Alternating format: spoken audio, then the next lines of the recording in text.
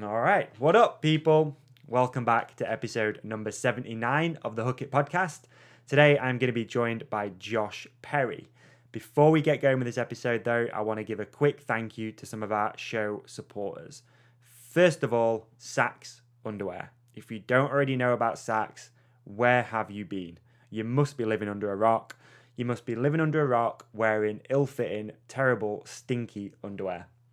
Sax makes the best underwear on our beautiful planet.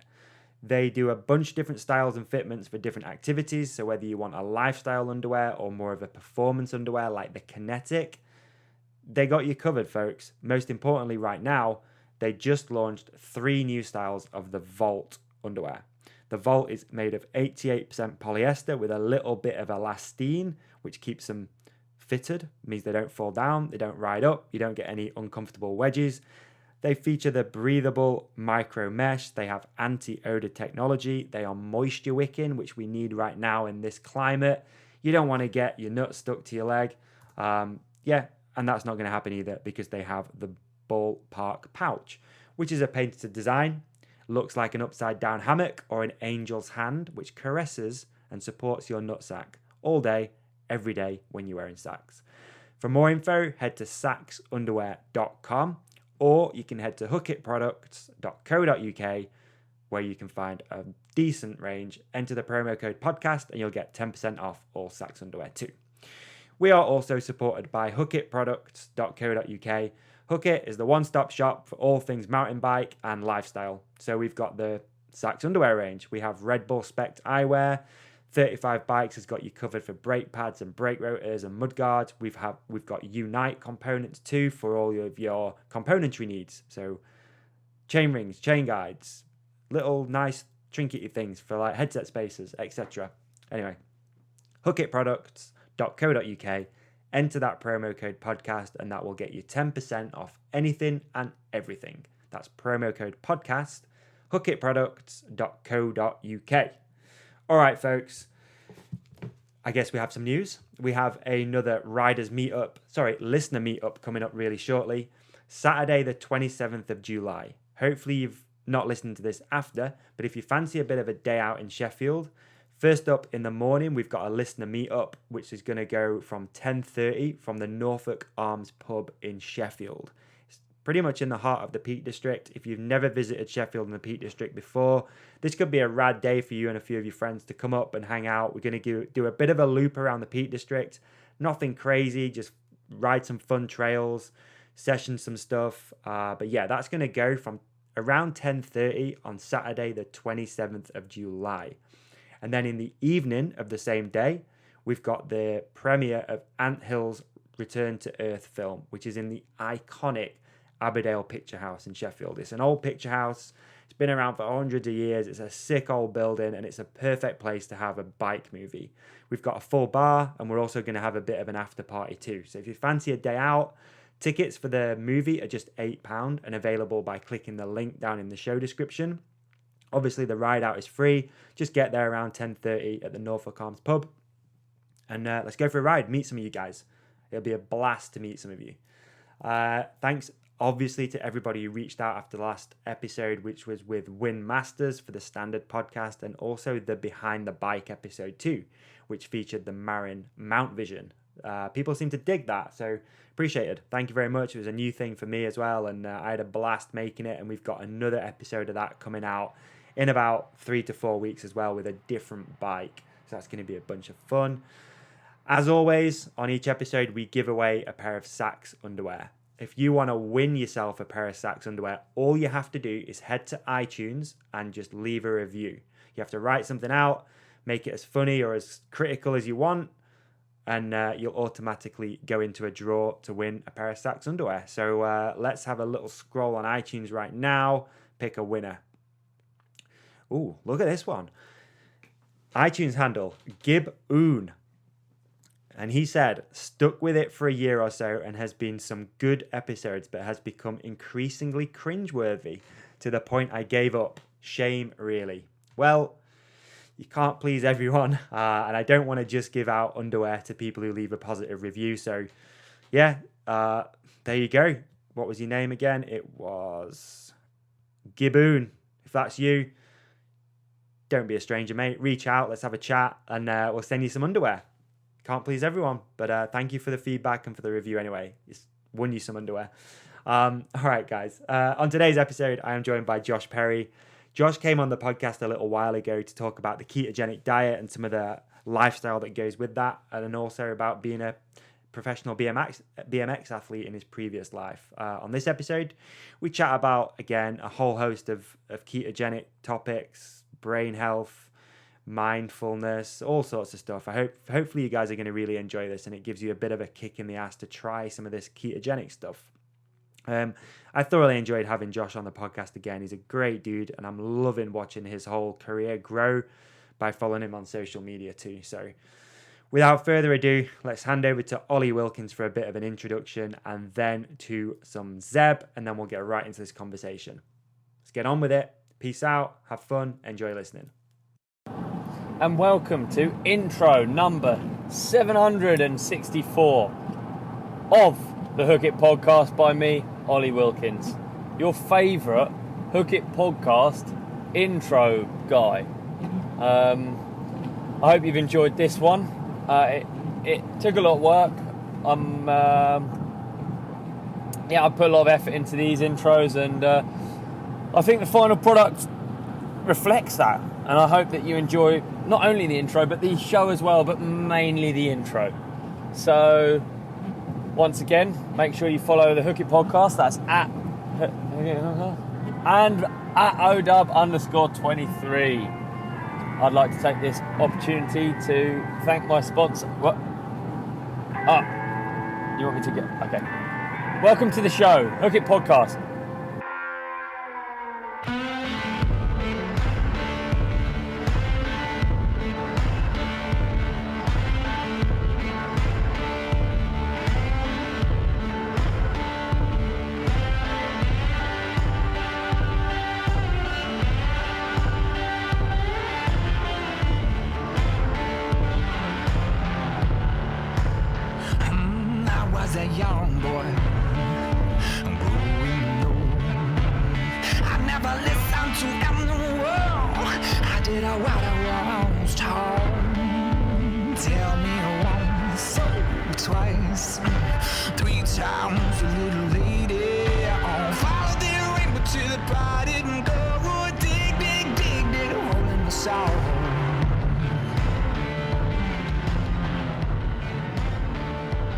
Then I'm happy, Josh Perry. Oh, I'm perfect. All right, man, let's rip it. So, good to have you back on though, mate.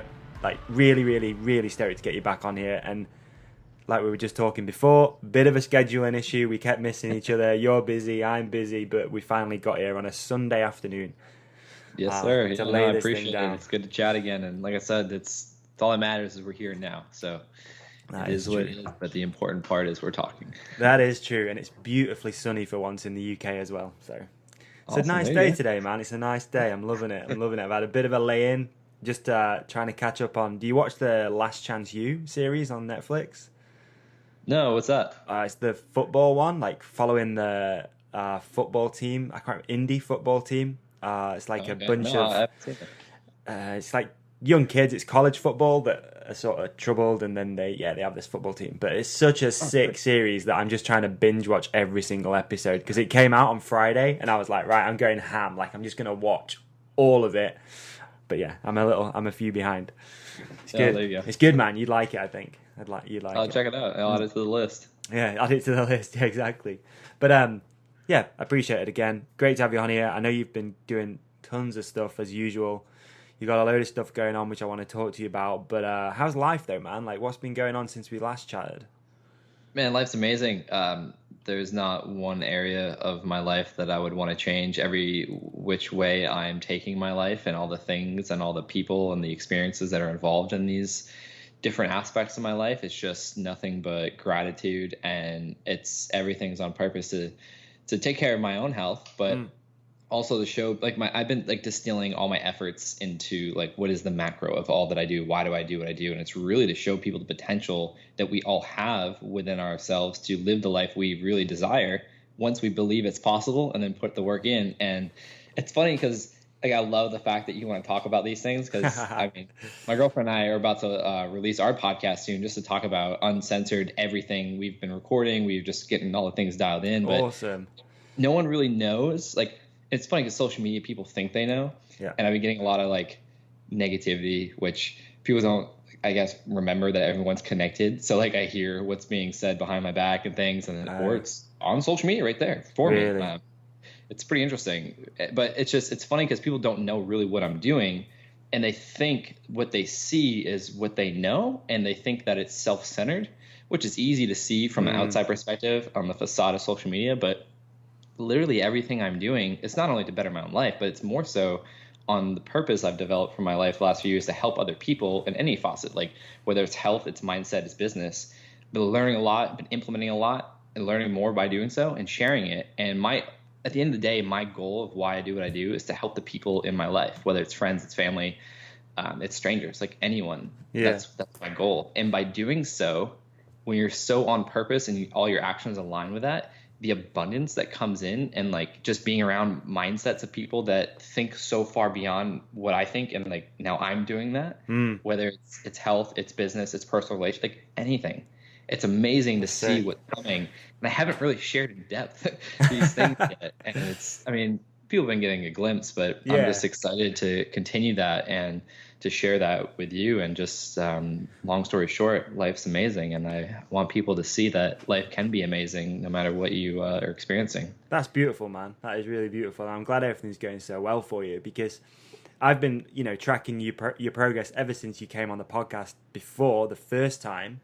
So for anyone who wants to check that out, I can't remember the exact episode number, but it was probably maybe longer than 6 months ago. It's probably last year now, I think. Oh, yeah, it's crazy how fast that's going. Yeah. I can't quite remember. Maybe it was January. I can't remember. Anyway, check that episode out. But yeah, I've been tracking you, and I've seen you doing way more sort of speaking gigs. You've been doing way more outside of, because when I first got you on, it was about, just one aspect of what you were doing, which was the ketogenic lifestyle. Really trying to promote that, you were using it, to sort of combat your own issues with your brain tumor. Yeah, there you go. Sorry, you broke up a little bit. Yeah, brain tumor. But then I've seen you go like, brain tumors, yeah. I've seen you go like way bigger than that now, into more like business stuff and mindset coaching and stuff like that. So have you really tried to go down that route, or is it just naturally just followed what you were doing before? It depends on what aspect we're talking about. So speaking, I've put off for 6 years. I've been told like, you got to speak. I looked into it, but like the ego, the fear, like who am I to speak? It came like a couple of years ago. It just kind of came about to do that. And then that was 2015. And then it wasn't until last April, so it's been a little over a year, that I actually formally did a presentation on stage in front of people that I didn't know, and it's been going ever since. And it's been amazing, because it just like anything, like bikes or whatever, like the more comfortable you get, the more you learn, the more you try, the more you fall down, the more you get up, you progress. And now I'm like getting super comfortable in the aspect of doing it, but the anxiety, the fear, the doubts, the self-judgment, that still comes in. But it's like it's not about me, it's about the people I'm trying to help. So then therefore that allows me to push through it. But the health coaching, that kind of came when I decided to stop competing and just kind of like left sponsorship, like everything behind, whether it was we had a breakup per se, I turned something down, I walked away, shows, like everything, like whatever the cause was, 100% left all that. And it was like, man, how am I going to provide for myself? Well, I went through a training course to get it certified to become a holistic health coach back in 2014.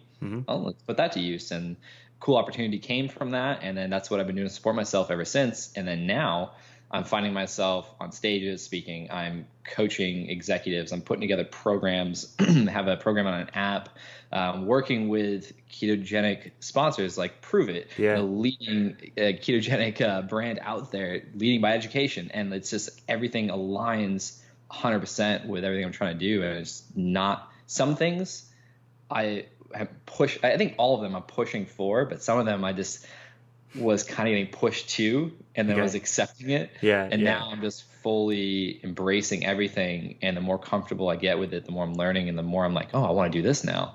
Like I'm about to start another business with a friend, and I'm like involved with this business now. And I never thought I'd have my own business, let alone be involved with multiple, and all be on the purpose of helping other people. And it's insane. So some of it was self-driven, some of it was forced, but it's all embraced now. So it's good. I feel you. It's crazy though, man. Like I said, I've been watching all the progress and keeping up to date with what you've been going on. And it's really, really cool to see. And you've done some huge speaking gigs as well. Because I've seen you did one where there was Ben Greenfield was at it.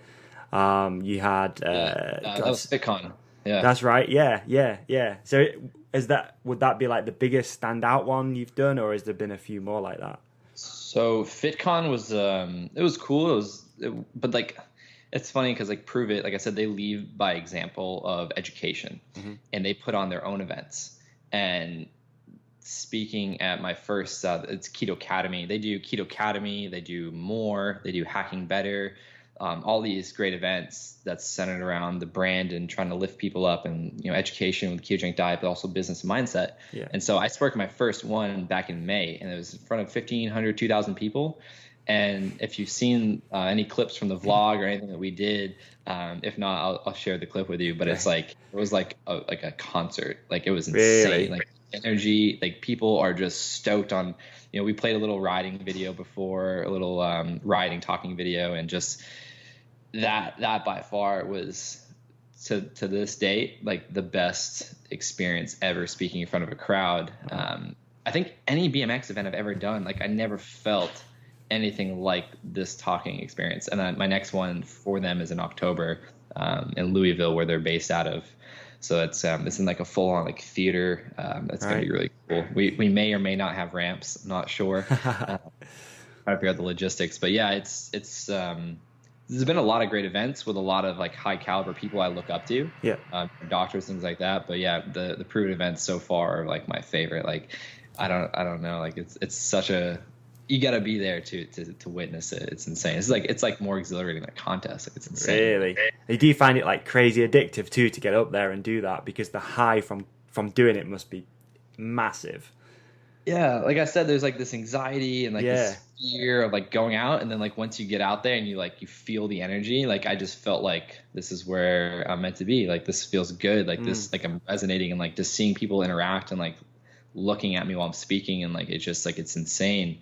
And it's a similar feeling to going to a contest. You do all the work at home, you're preparing, and then the time comes, and then it's like it's go time. Like you lock in, you get in that flow state, and then after it's like this sense of relief. But then it's like, all right, like when can we do this again? Yeah, for sure. I listen to a lot of podcasts about sort of like stand-up comedy, and it seems like it really relates to that, because you've got to put in all that hard work and get your act together and blah blah blah, and then the release, like you said, after it, that you've really engaged with people, you've made them laugh, like or you've probably with what you're doing, you can see things changing in them when they're sat there probably watching you. See people crying in the crowd. Exactly, it's dude. Weird. It must be crazy. It's great, but it's so weird. Like it's like, man, like. But then after, they thank you for sharing your life, and then they want to share their stuff, like intimate things, and it's like to have that effect on people by me just living my life. There's no better feeling than to know I'm bringing someone value, and that they're having some takeaway from it. It's insane. But it's like any aspect of performing, whether it's speaking, it's writing, it's comedy, it's acting, it's music, like any kind of performance. I think anyone involved in performing in some level can understand the experience and the emotions that are tied to it, and the ups and the downs. And it's really cool because it's like it went from BMX, same emotions before contests, just waiting for my name to get called, like stressed out, like anxious, no matter if I went to the bathroom or not. Now I got to pee, like all these things. And then it's like it's go time when your name's called, and then after you're like, man, that went by quick, and then you're stoked, and it's just time to do it again. But like prepping at home, like I mean that's Dave Mira's famous quote: "Do the homework, the test is easy." So it's that's right. Yeah, that's right. Yeah, something that I just wanted to do really quickly, because I'd like this episode to also be a bit of a sort of standalone episode. So if someone hasn't listened to the first time you came on here, could you just really quickly just sort of do a brief timeline of like how you ended up making this transition into being a ketogenic or a holistic lifestyle coach, and some of the things that went on in your own life in regard to the brain tumors? Is that okay? Just so it's a bit of a standalone sort of thing, because I think some people are probably listening to this going, "What are they talking about? Brain tumor? What the hell?"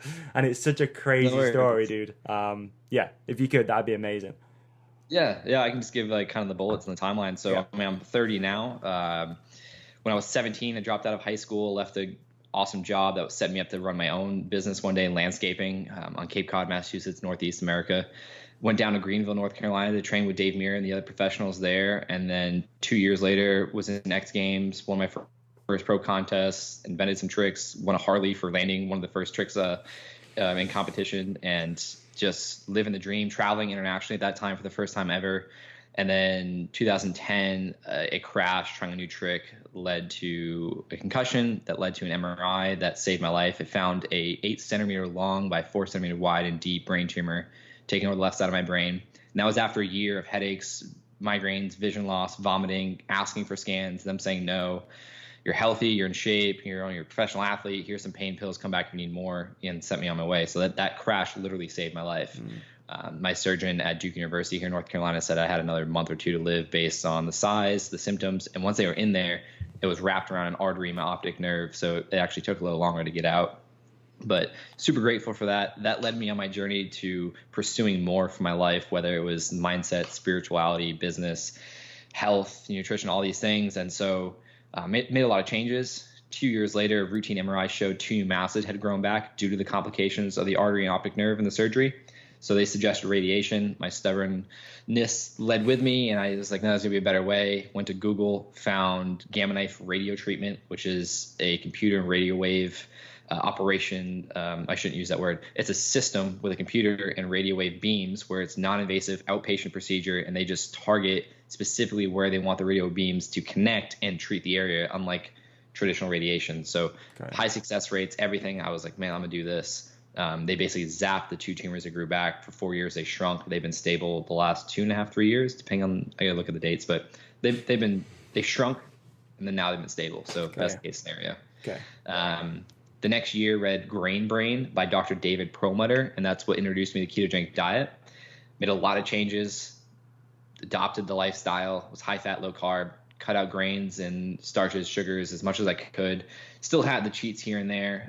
Didn't fully grasp the severity of it and how much impact it had on my life, but probably 75% or more made changes and eliminated a lot, added a lot in. Yeah. And then back traveling, competing, doing the thing, living the dream. And then it was February of 2017, a third diagnosis came about where 2 new tumors on the opposite side of my brain popped up, leaving me with 4 today. And they said that they think it's a genetic disorder called neurofibromatosis, fancy way of saying a genetic disorder that creates spinal cord tumors and brain tumors. And I love saying, thankfully, I just have 4 brain tumors because it could be worse. Could have spinal cord tumors, could not be alive today, could be paralyzed, all these things.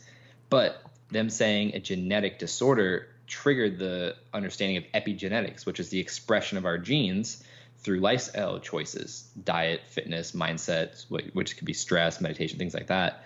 And now we know 70% of our genes are able to be expressed, and not the ones that dictate bone structure, hair color, eye color, things like that, but like literally the biomechanics that are going on internally can be signaled, and ketones have profound signaling aspects of them in a positive way. Sugar is the opposite. It signals genes in a profound way, but more against us. Okay.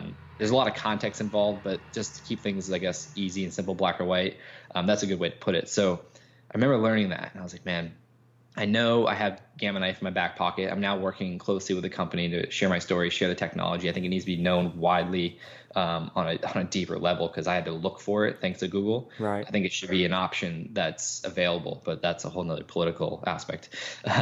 So I was like, man, let's give this a try. Ketogenic, let's get a glucometer, test my blood for ketones and glucose. Let's figure out if I'm really in or out. And that's why I say the last 2 years or so I've been ketogenic because I test and I know. Right. Before then, for 4 years, probably so with my eating habits, my training, and my fasting schedule, just because at the time I didn't think of it as fasting. I just didn't really enjoy eating first thing in the morning. Okay. So it's probably in or out. But yeah, after a year of adopting that lifestyle, MRI showed no progression of any of the tumors. And this February is 2 years and still no meds, no surgery, no treatment, and still nothing. And now I've been super confident on my experience and my education, and I've been sharing that with other people and getting them results to where they're getting off their meds. They're going to go for a 3rd brain surgery and 12 different medications for seizures. Now off of, I think, 8 of those medications. Didn't go through the 3rd brain surgery, and months now without seizures after like up to 5 to 7 a day. Right. Now just went 3 months. Things like that. And then of course, dramatic, weight loss. That's just scratching the surface of that. This is a byproduct of burning fat for fuel, which is what the ketogenic diet does. But at a cellular level, the energy powerhouse of our cells, mitochondria, is what's being targeted. And if you can support them, then you can help eliminate, sometimes reverse, or at least support a lot of, I think reverse is a strong word, but it can reverse a lot of common things that we experience, which is in the majority of what we experience in today's society, especially in America, that's self-inflicted. And there's tons of evidence, which Ryan, Lowry, and I are doing a lot of the scans and test work to show in real time and longer time how these things really work and how they can be prevented or reversed or at least supported and have an improved quality of life. Excellent. So that's the timeline, I guess. But then along the way, too, there's been some huge things that have just put me more on this path. I mean, blowing out my knee in 2013 and then being stubborn for 2 years before ACL reconstructive surgery, that led me into the fitness aspect and really implementing that and becoming passionate about that. That's one of my non-negotiables, is moving my body every day. Yep. Dave Muir taking his life in 2016, being diagnosed with CTE. My brother taking his life just a year ago with, mental illness issues. And then there was no diagnosis around CTE of that, but just those 2 elements really weighing in on me even more so about brain health and solidifying what potential there is with a ketogenic diet as a tool or a lifestyle. There's so many other things that have just put me on this path of wanting better for my life and wanting, more importantly, to show others what they can do to enhance their life and share with others, because people like Dave and my brother Danny, they're no longer here. So they're not able to try and better their lives. But you and I are. You and I having this conversation may inspire just one person, which may just inspire one person by leading by example of taking action. And it just spreads a ripple effect. So if I can share anything that I've done, it like, I don't know how to put it, but like, they're still here. Their message lives on. Every time I share about them, it may help someone get over that line of like, oh man, like this could be something that I could try and experiment with, because I've seen how much benefit he's taken away from it and how much of him he's pouring out to us. So it just helps that psychological aspect, but they're like the driving fuel, like the force behind what I do now. Everything I do, like I said, it's not just about me. I'm the minority in this equation. It's about what I can do to help others, because if we can share something that may save someone's life one way or another, whether it's mentally, it's physically, it's nutritionally, like that's amazing. And there's a lot of that going on, but there's not enough of it being voiced and put into the public eye. And that's why I do so much of what I do and why I do it so hard. Amazing, man. Amazing. Really, really well articulated as well. Like you've obviously told that story a few times, but you put it so beautifully though, buddy. It's interesting that you just said about impacting people's lives though, because I was at an event maybe 3 weeks ago. It was a bike launch, and just randomly somebody came up and they said, "Oh, I heard you were here, Davey. Nice to meet you." He said, "You changed my life," and I was like, "Oh wow, like why? Like how?" He goes, "Oh, the Josh Perry episode." He said, "I've been on the ketogenic diet ever since I listened to that episode, and I've never felt better. He was listing off these things that had happened to him ever since getting on. So hopefully this guy, I forgot your name. I'm really sorry. I know you work at a bike shop." But I hope you're listening, because it was really, really nice. And, just like you said before when we started chatting, you're often probably getting feedback, social media comments and stuff like that. But when someone genuinely like walks up to you and shakes your hand and says you've saved their life, I haven't. I really haven't. He's done it. He's made the changes and whatever. But just like you said, just putting the conversation out there and just making somebody make one little change, it's been it's crazy. It really is. So, and no doubt you're getting that more day in, day out, because you're putting out a lot of social media content as well right now. Like crazy amounts. Crazy amounts. It's hard to keep up with. I should say one more thing too about the ketogenic diet. It's a tool and a lifestyle. Yeah. So a lot of people in sports, especially BMX, are like, no, like they've tried it, it didn't work, which I'd argue 99% of the time they didn't do it long enough to adapt, which I think we talked about in the first episode. We did, yeah. There's a 6 to 8 week period to initiate the adaptation from sugar burning to fat burning. But why Prove It and I are doing so much together is to show that it can be a supplement. It's not a do or don't. It's let's supplement this in. So simply put, a lot of research is showing this now, like I said, in real time, but ketones themselves can be an energy molecule and a signaling molecule. Okay. So people with past TBI, concussions, emotional trauma to the brain, or they've just lived a poor lifestyle like I did, lots of high stress, maybe alcohol, high blood sugar chronically, which we all know will destroy the brain over time. Ketones bypass part of the system called the Krebs cycle, which produces our internal energy source called ATP. So if you think about that, ketones can bypass a step to create more efficient energy that's cleaner burning, like solar energy. You can do that through the diet, or you can do that through exogenous ketones like Prove It. Okay. So if someone's eating whatever lifestyle they want, they will get benefit from drinking ketones. It's optimal to at least be conscious of what you're eating. Maybe where I go to becoming a lifestyle of eating that way. But then also, if you think about the stress response, we now know when you're in a stressful state, whether it's physical performance or mental performance, like a good portion of cells become partially impaired to glucose, whether you have it in your blood or not, which we always do, but have it in elevated levels. So if you think about that, but ketones can bypass that system, part of that system to produce that energy. Think about competition or lifting or a stressful work experience. If you're stressed and you have cortisol in your body, your cells become temporarily partially numb to glucose for fuel. You can fuel yourself better with ketones in that moment. And it helps you recover.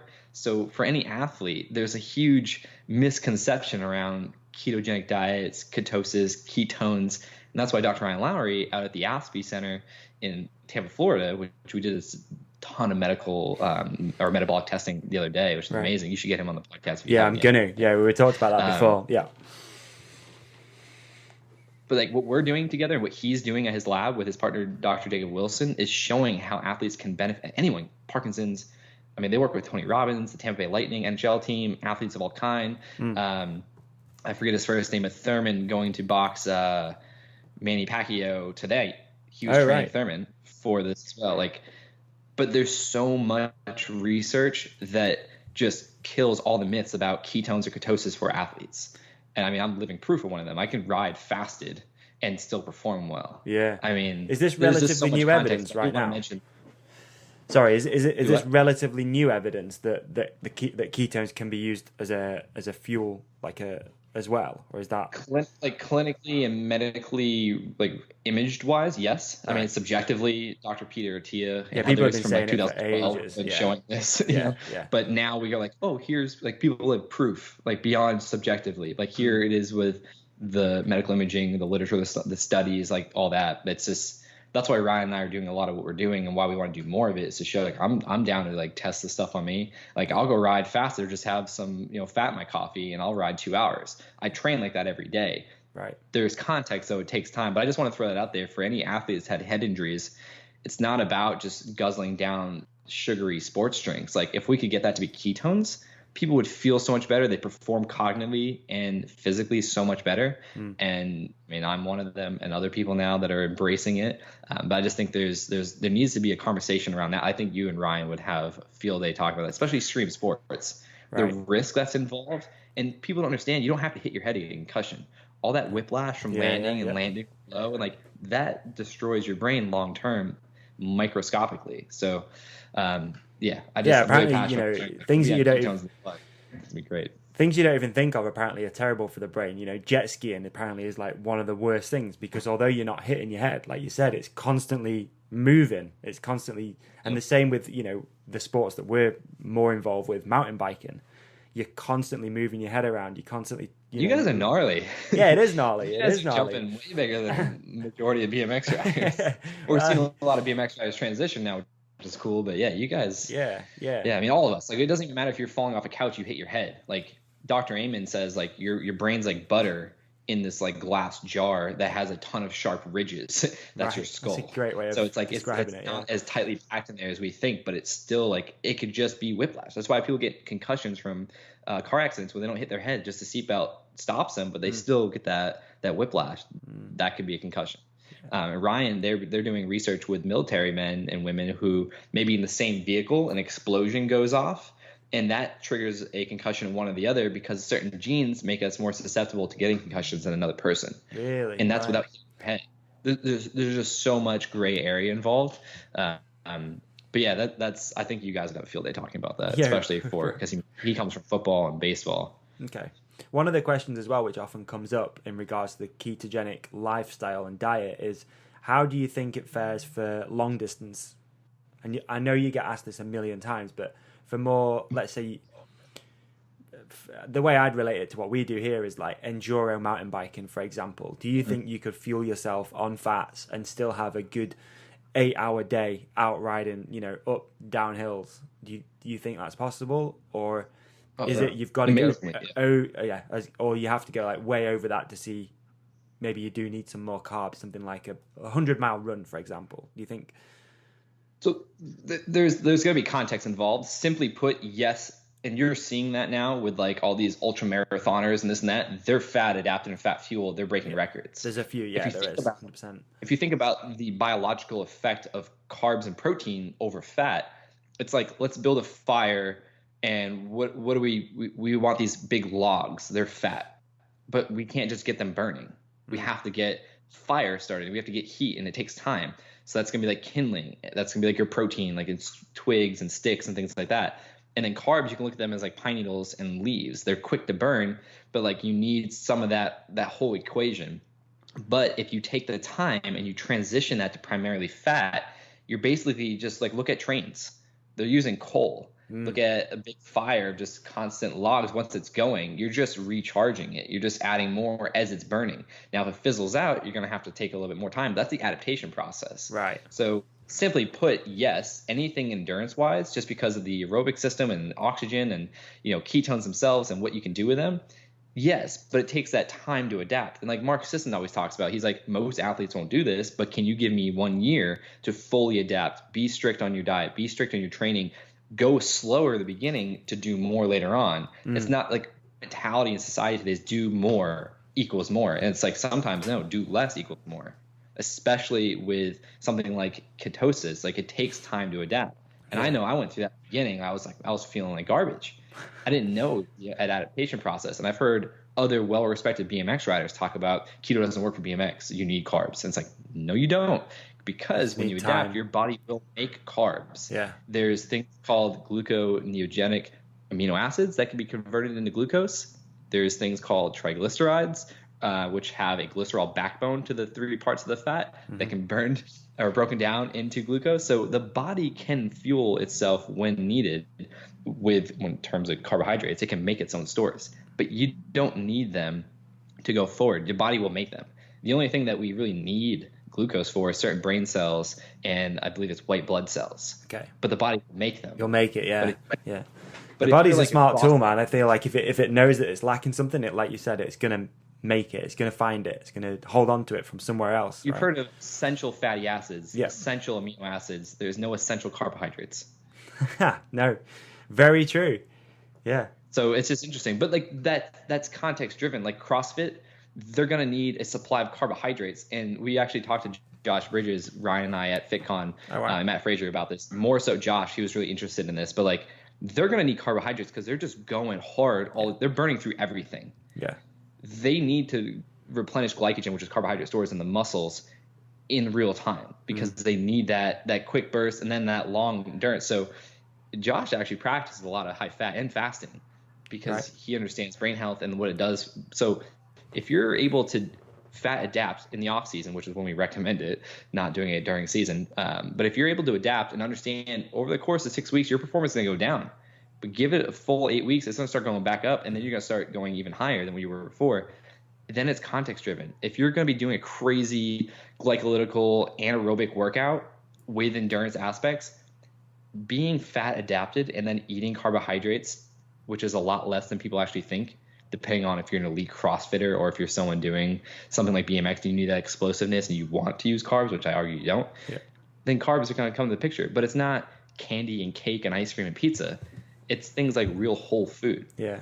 Sweet potatoes, fruit, nuts and seeds, like even quinoa, things like that. So it's just, there's so much gray area that people just hear little bits about it. They try something. I was one of them, and they don't give it the time. Like the body adapts to anything. Yeah. But there's more benefits to one way or another. It's like, do you want to come fly to my house, or do you want to run to my house from your house? Like, what's going to be more efficient and effective? Yeah, at the moment, probably running, because I'm trying to train for a marathon. It's proving to be pretty damn hard. So, yeah, probably running might be good training. But no, for sure, fly.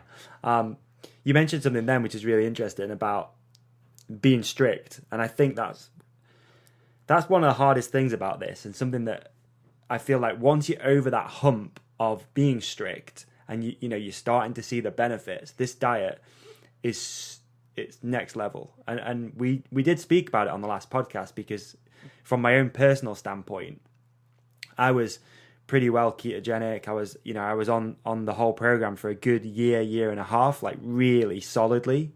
But then I started just slipping into taking a few, like, I don't know, cheats, and then one cheat goes to another cheat, etc. What have you just done then? Because I can hear myself. Yeah, no, 100%. That's what, when people say it's hard, I say, why? Yeah. What's hard about it? They can't come up with an answer majority of the time, or it's an excuse of something like, oh, I travel a lot, or, oh, there's no options. In 2019, you don't even, like, I don't recommend this, but you don't need to cook any of your food, eat ketogenic. There's so many products out now. Like, I mean, Improvement makes bone broth. They make exogenous ketones. They make tea. They make coffee creamer. Like, then you got keto foods, like you got epic pork rinds and all these like beef liver bites. Like, so if you want to get micronutrients without eating vegetables on the go, collagen protein bars. I mean, nuts and seeds themselves, you can cook bacon and fly with it. Like, I mean, you can cook meat and fly with it too. It's not a liquid, but there's all these different shakes and powders. Like, there's literally an option for any excuse. And so what I went through and what you're sharing, I see it as a mindset thing. It's like social conditioning of, oh, I know. For me, it was like, I need 6 meals a day. I need to fuel myself with all these carbs. I need to eat a bunch of carbs before bed, so I'm fueled the next day. And like, you need carbs for fuel, and your brain is gonna die if you don't have carbs. And all these social conditionings on top of, oh no, travel. This, like, I literally live, or not literally, but I live out of a plane every other week right now. Like, and I make it. It's just about awareness. If you truly want to do something in 2019. There's enough evidence of people doing something that you want to do and harder than the situation you're saying you're in. It's just about reaching out for support, educating yourself, which is why I do what I do, but then really come up with a plan. And at the end of the day, if you're telling yourself, it's like that, you've seen that meme of Leonardo DiCaprio from Wolf of Wall Street, and it's like, he's like standing like this, and he's like, any excuse what is it? I don't want to butcher, but it's something like, it's like, if, what is it? I had it the other day. I reposted on my story, but it's something about like the only reason you're not successful in your life is because you believe in the bullshit story of why you can't. Yeah. Something like that. That's probably close, but something like that. That's literally like everything that I've ever complained about not doing, or, oh, it must be nice to do all this and that, literally was coming of an excuse why I was telling myself why I couldn't do it. So I felt better about why I wasn't living in that moment of success, which comes back to accountability. And so in 2019, if you want to be on a ketogenic diet, like, there's no excuse if that's truly what you want to do, other than your own mind. It's very true. It's very true. Just quickly, have you changed something on your end? Because I can hear myself. Did you flick a switch or no? Sorry. How's that? Test. Yeah, we're good again. I don't know what it was. I saw you move forward, then every time I spoke, I could hear myself in the background. Oh, I had skull candies on, and maybe I hit the button, which triggered something, because it's now through my microphone. Earlier it was through my computer. There you go. Sweet. All right, thank you. My bad. It's all good. I gotta gotta get better about this stuff if I'm going to be running the podcast. Yeah, dude. Sorry, I'll edit that a little bit out, but I just it was confusing the shit out of me because I was talking. I was like, You actually sound way better now, so maybe it was like that the whole time. Yeah. Oh well. My bad. It's all good. It's all good. But yeah, that was definitely my personal experience. Was just social, going out for drinks or whatever it might be, and someone opens up a bag of potato chips, and you're like, "Oh, go on, I'll have one," and then blah blah blah blah. Next thing you know, you're like, "Oh, I'll just have bread," and then yeah, it's just like you said, it's just conditioning your brain and just being like, "No, I am on this," and I think there's loads of value as well in doing that because you feel so much better about yourself that every time you sort of like. You're beating that inner bitch, which is like, no, you can have it. And then you're like, no, fuck you, I'm not eating that. Like, I don't eat bread, I don't eat rice, whatever it might be. And I feel like that then opens you up to a lot more sort of holistic-y sort of health things as well, once you sort of find the ketogenic diet. Do you find that? Because I think that as soon as you've sort of found this way of eating and fueling yourself, you're then more open to I'll try cold showers, I'll try a nap in the afternoon. It just opens you up to all these amazing people as well, like yourself, that are pushing this way of living. And I think that's super important. The ketogenic diet feels like almost a bridge to finding all that stuff as well, whether it's different types of training, not just going to the gym and sitting on machines. You go and try something else like kettlebells or cold showers or cold baths or whatever it might be. I think that's really interesting with all this stuff.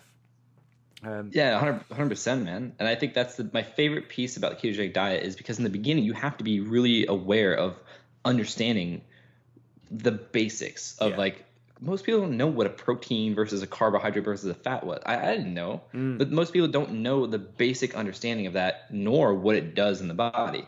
So in the beginning, you have to develop this awareness to one, what you're trying to accomplish, and more importantly, why, but then how the ketogenic diet works versus other ones. You can get the same exact results physically and on the scale with any kind of diet, but once you learn about the effects to your brain and your overall health, there's going to be, like I said, you can get to point A to point B this way, or you can zigzag your way there on top of getting hit in the knees all across the way. What do you want? So it's interesting. So I think my favorite piece about the ketogenic diet is this consciousness. And for me, it started with my journey, nutrition, then fitness, and then learning about mindset. And one of my favorite people to learn from is Dr. Joe Dispenza and Dr. Nicole LePera. Okay. And they're all about subconscious programming and auto-suggestion and like just the subconscious versus the conscious. And once you really understand, like take accountability for your life, and my favorite thing to share, our reality is a manifestation of our choices. Once you take accountability for your life and all the choices you're making is putting you in the position you are now, things become way easier to change and it opens you up. And Dr. Joe, one of my favorite quotes from him is, your personality equals your personal reality. So all the things we do, say, think, and feel and believe creates the space we're living in today. And a lot of people, I was one of them, but a lot of people don't want to accept that because that means the shit you're dealing with is your fault. And it is. It is, yeah. But then the ego steps in because it wants to keep you in that space, even if it's not desirable. It's comfortable, it's safe, and it's like any change, you're shedding your old identity, which understanding that, then you start, like you said, you start opening up to like, once you make one change and you optimize something, it's like, what else could I do? What else can I do? Yeah. If I'm only on the machines at this gym, but there's kettlebells and barbells, why not go do some of that? If I'm only eating, chicken and eggs and broccoli, why not have a ribeye and maybe some collagen protein too? Let's see what that does. Yeah. Like, why not try ketones? Like, it's all these things. It's just about challenging your mind to pursue better. And I think that's one of the best pieces of the ketogenic diet that I've been opened up to, is being open, being accountable, and then seeking how to pursue to be better. Yeah, it's almost like Jocko's extreme ownership thing as well. Everything stops at you. The book always stops at you, right? That's huge though, because especially being a business owner, and I see this with my friends or just strangers all the time. They're having issues in your business, and the number one rule is it's your fault. But a lot of people don't accept that, and that's why their business just either always suffers or goes to shit and goes away. Yeah. But that's any aspect of life. Whatever you're experiencing, whether it's other people, it doesn't matter. You're not responsible for how other people respond to you and what they think of you. You're responsible for yourself and your own feelings. It's not anyone else's fault. That's everything.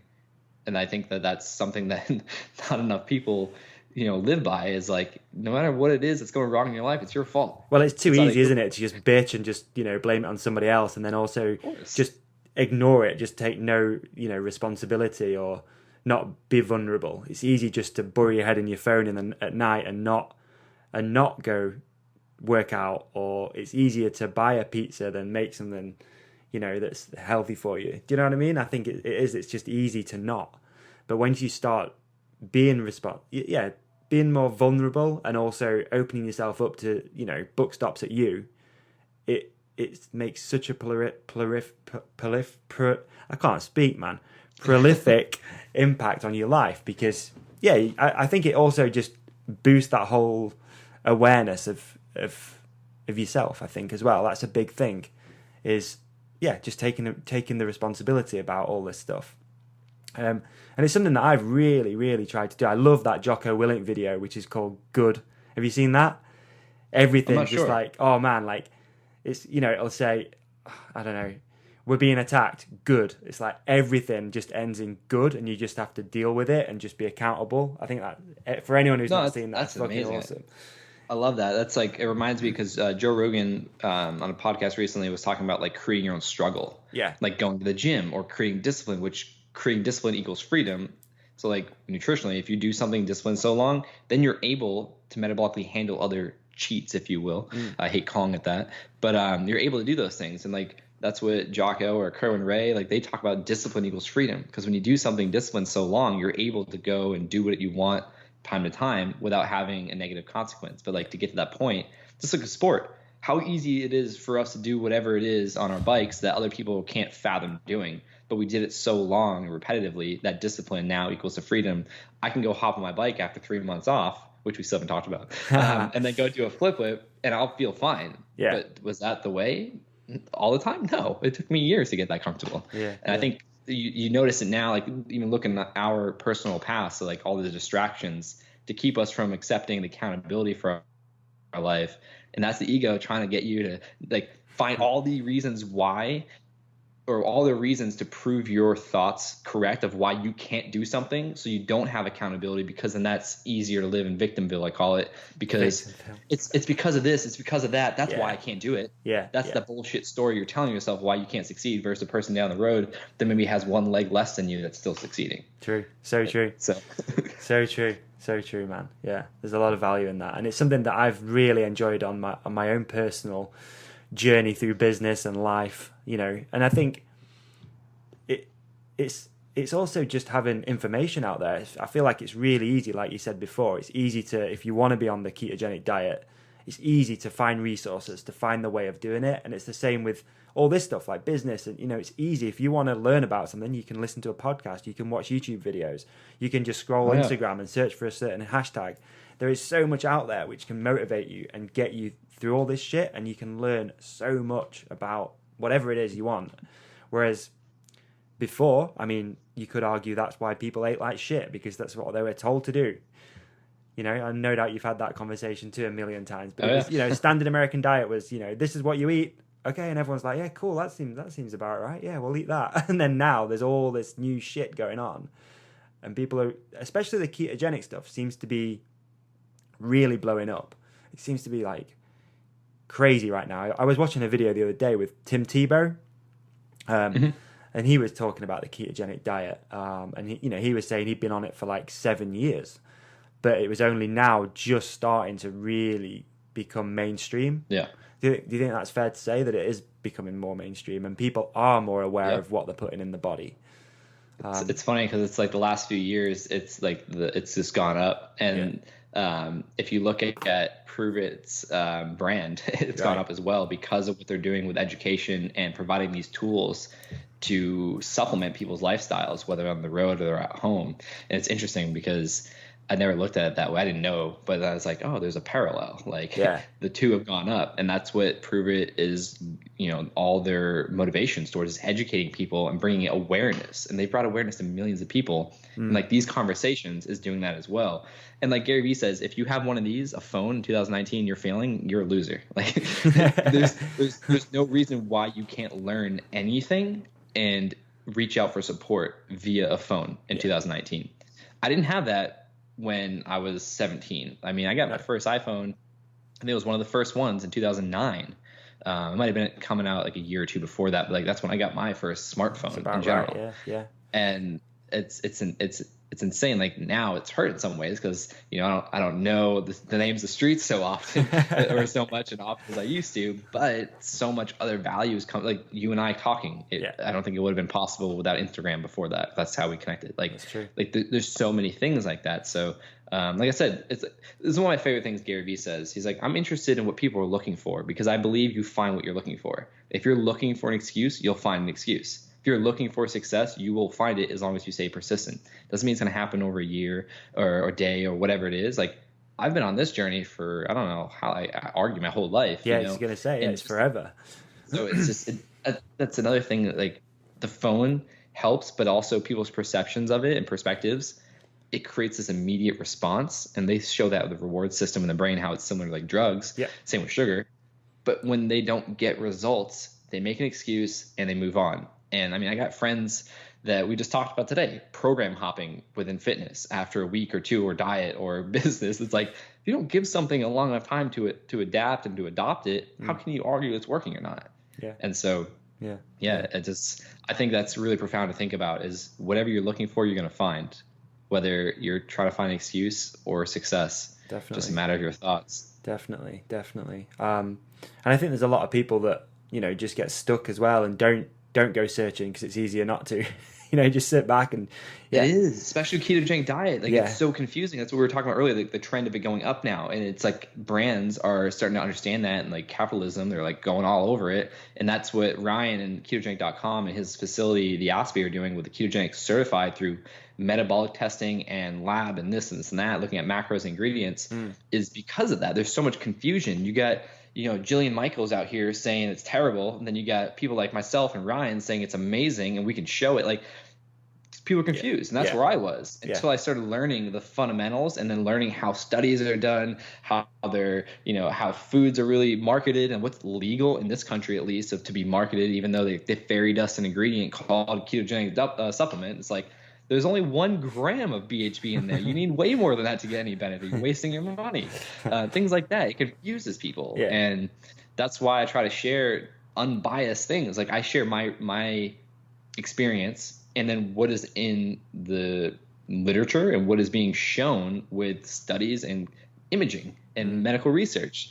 And I think it's really confusing for people. But once they find their groove and they figure out these things, I mean, that's why we're having this conversation, so we can bring clarity and then resources for people to learn on their own.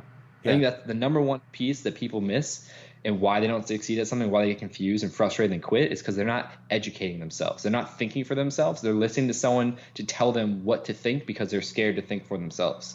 And when I went through the health coaching certification program, day one, the founder was like, we're here to teach you how to think, not what to think. And I got pissed off. I was like, I'm here to learn about nutrition. And they threw everything conflicting at me. And then when I was done, I was like, oh, I'm stoked now because now I know how to look beyond just the noise and the marketing. Right. That's good actually. So if you were to say to somebody right now who's interested in learning more about the ketogenic lifestyle, what 2 or 3 resources would you point them to initially to sort of find out more? So ketogenic.com. Yep. So websites, there's 3 websites, ketogenic.com, ketonutrition.org. So ketogenic.com is Dr. Ryan Lowry's website. Ketonutrition.org is Dr. Dom D'Agostino. Probably heard him on Joe Rogan and Tim Ferriss and all that. CharlieFoundation.org is really what got all this going mainstream, and their story is phenomenal. There's a movie about them. All sorts of amazing things. Those 3 websites would be everything you needed, and they're very, very well respected and transparent, unbiased, just research. Awesome.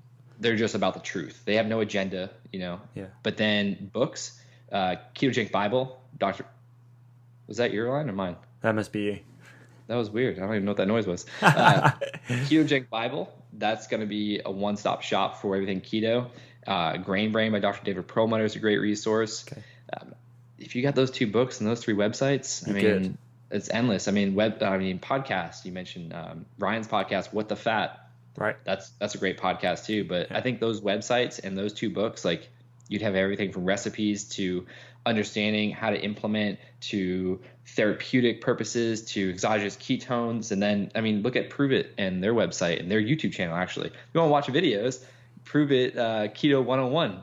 Amazing channel with Ryan and other doctors and researchers just sharing basic understanding of the medical literature and research to practical applications for people like ourselves. Amazing. Okay. You're set with those. Yeah. Awesome, Dan. That'll really help people, I think. And also, is it possible to follow a ketogenic diet without meat? It's possible. Yeah, 100%. Probably hard work, but it's possible. It's a lot harder because by nature, plant food is a carbohydrate. It's the only carbohydrate source, plants. Yeah. Whether it's sugar coming from beets and other fruits and vegetables, or it's just broccoli, the carb count does increase. So you have to be, especially with amino acid profile, to make sure you're getting the proper amino acids for any kind of gut, joint, hair, skin, nails, and muscle tissue, all that. But it's possible. There's a lot of ketogenic brands coming out now that are vegan. It's just, you're going to have to supplement with a lot more. Exogenous ketones are probably going to be necessary on a regular basis, but that's another misconception. Like, I don't eat that much meat. I actually eat less than what I ate before. I switch it up between eggs, chicken, beef, fish, organ meat, and then majority of my fat sources come from olive oil, coconut oil, ghee. Well, ghee and butter are not vegetarian source, but like, yeah, as far as plant fats, avocados, avocado oil, olives, olive oil, coconut oil, nuts and seeds, and I'm probably missing some other ones. But then, yeah, it's people think Atkins when they think of keto. Atkins was high, just loads of meat, like yes, and there's no quality scale on there. It's just you go to McDonald's and get a bunless burger. Cool. Like, no, we're talking about quality over quantity. And so, I mean. So you've probably seen all the new, a few people trying the carnivore diet then. So what's your take on the carnivore diet? I'm just getting exposed to that. Dr. Paul Saladino is probably the most referenced resource for that. I got to hear him speak at KetoCon the other week, and he actually got me thinking a lot, especially for my mom. But people that deal with autoimmune issues or which, his story is eczema and psoriasis and things like that, which is technically an autoimmune issue, but like getting rid of plant food for some time or indefinitely, and then adding in quality meats and fats from or quality like animal foods, and then the fat that comes with it has like clinically shown a lot. Like, he showed a lot of compelling evidence that I need to dive into more with Ryan. His research mind helped me understand it. But just from his personal story and then other people's stories that went vegan, keto, carnivore, and they were able to eliminate a lot of side effects that they're dealing before with keto, and then getting rid of certain skin issues and digestive issues when they went carnivore. They're like, it was night and day. Right. So I don't think that I don't deal with a lot of those things, but I just wonder, like, I need to plan it out when I'm home, or I can do it when I'm traveling. But 1 month where I like go all in on carnivore,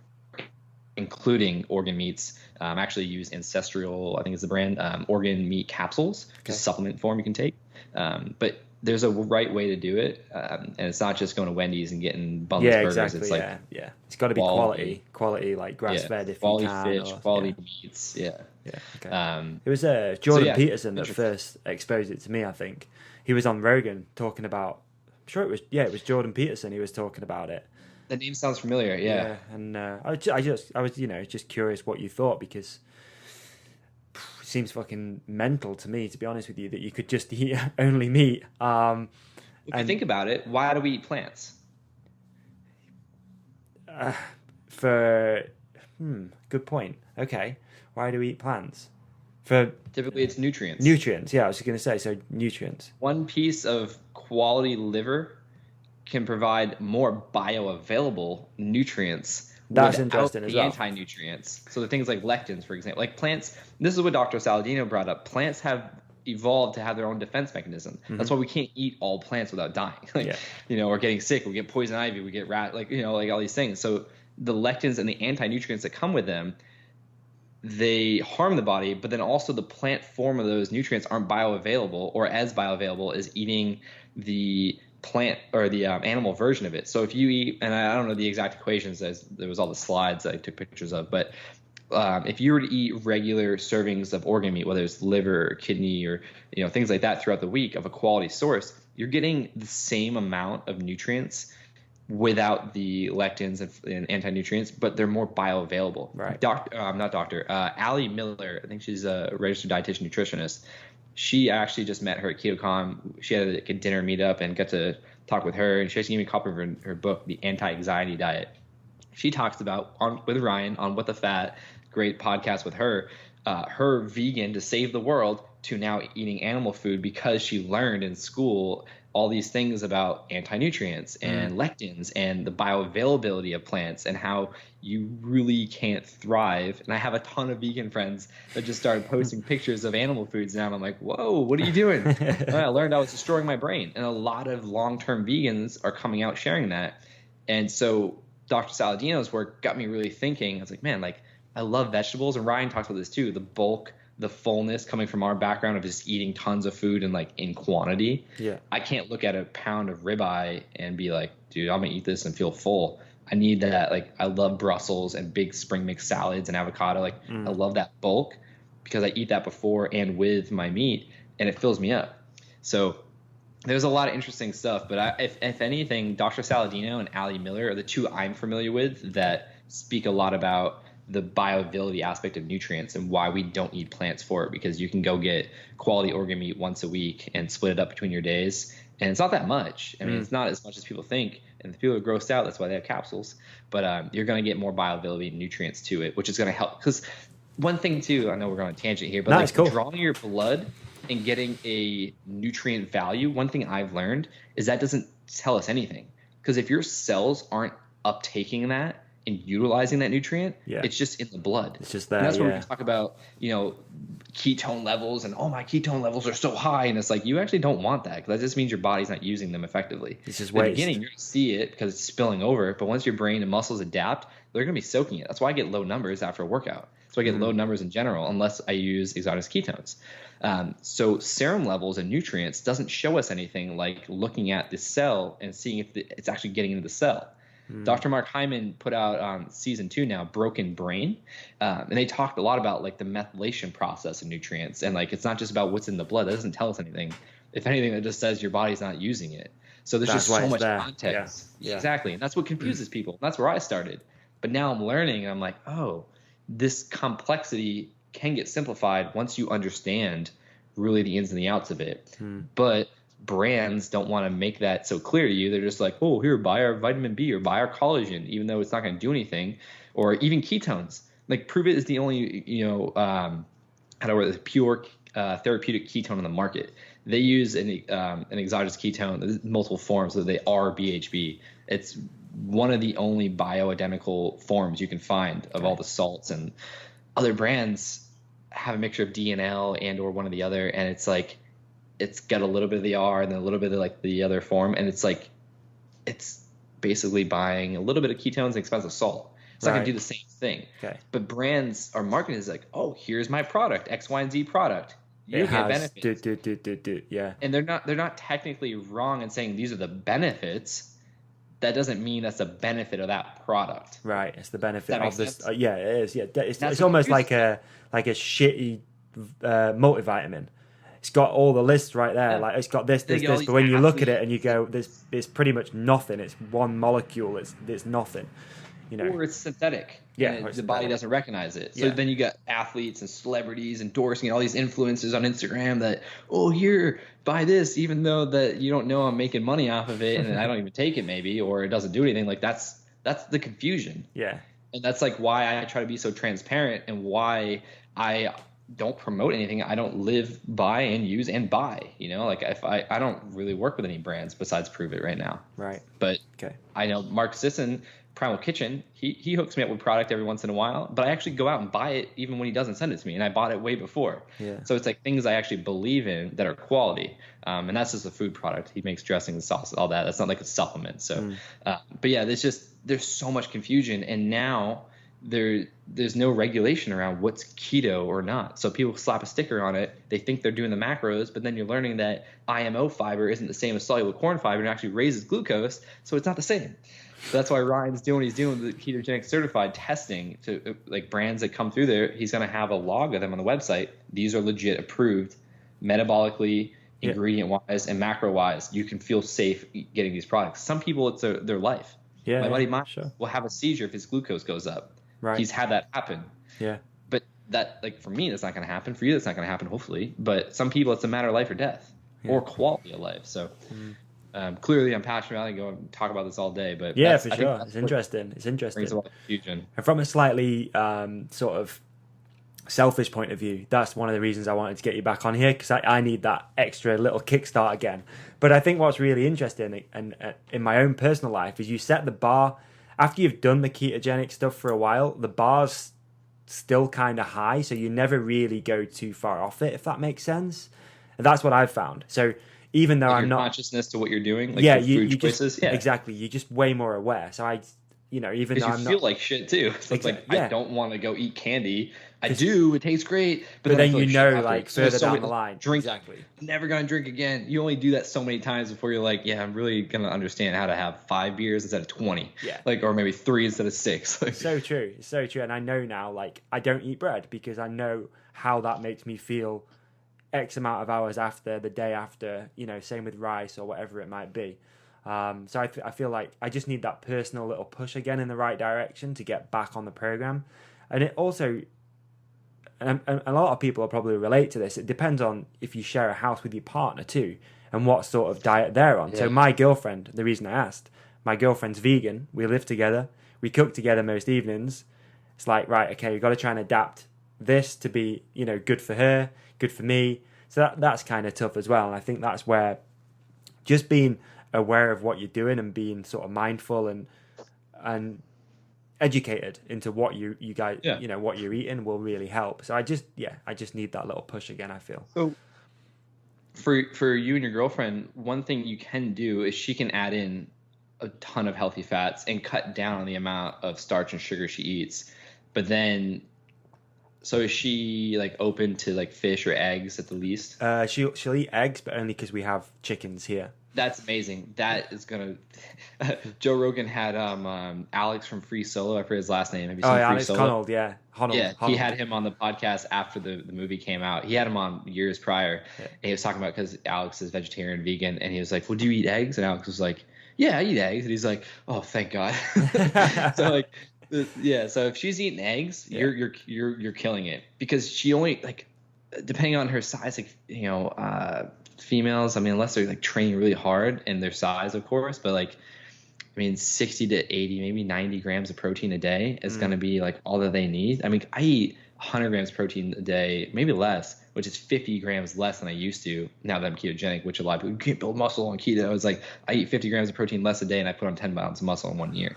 So I don't know what you're talking about, but if she eats 4 eggs, that's 24 grams of protein. That's like a third or a quarter of her protein needs for the day. And then you can find a ketogenic vegan shake that's out there. Yeah. But she's adding in the fats like coconut oil, olives, avocado oil.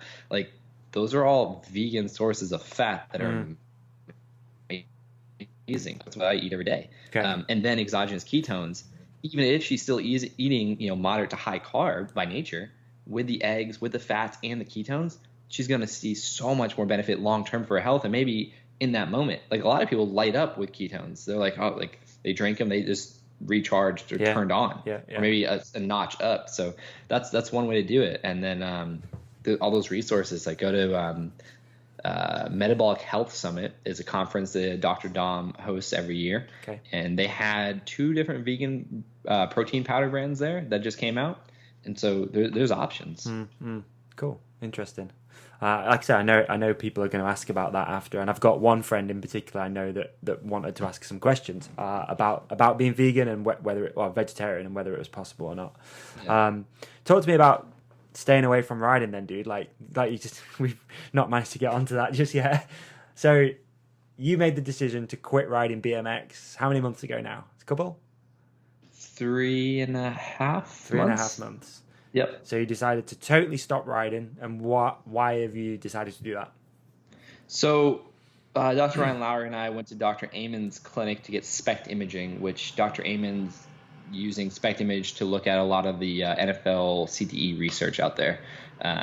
He's pioneering that, and there's a lot of great benefit and improvement with the research and the program he's putting these athletes on. So Ryan and I had a curiosity of our personal past, and then sharing it with the people out there, like what value can we get from understanding SPECT imaging? And so should define SPECT imaging first. MRI looks at the anatomy of the brain. Okay. SPECT looks at blood flow and activity. So there's two views. There's a surface view of the brain, which is blood flow.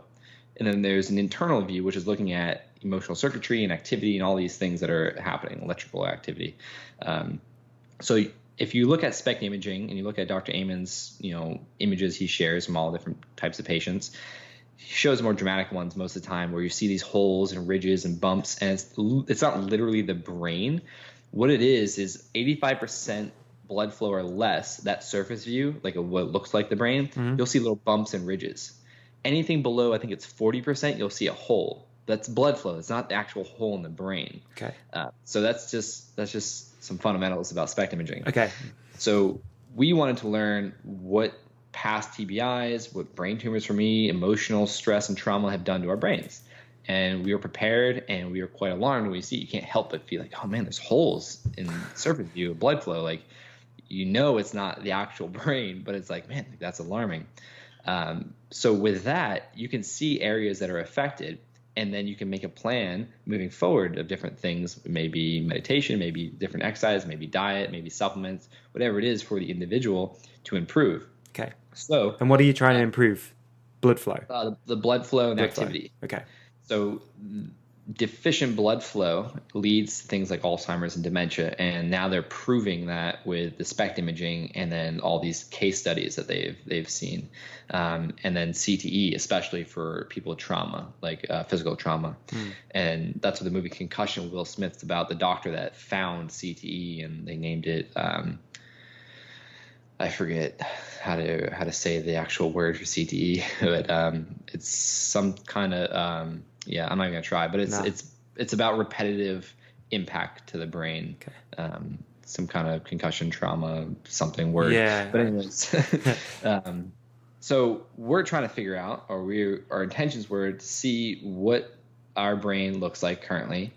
They do 2 scans, a base scan and then the cognitive focus scan with a computerized test and all that. Okay. So it's like have you chill in a room for baseline, what you're doing at rest, and then concentrate on a test, and let's look at the image. We did a third one with exogenous ketones, a concentration scan, and it showed the baseline and the cognitive test without exogenous ketones had different deficiencies. With exogenous ketones, it improved certain areas, and our test results improved on the test as well. Okay. So it's really interesting. Now, the reason I decided to stop riding for some time was we were going to give it 6 months before we go for a follow-up scan. Multiple different reasons why we're not going back for the 6-month scan. I'm going to go back in a year, and why I'm going to start riding in 6 days, which will be 3.5 months, is because for me, the number one thing is reality.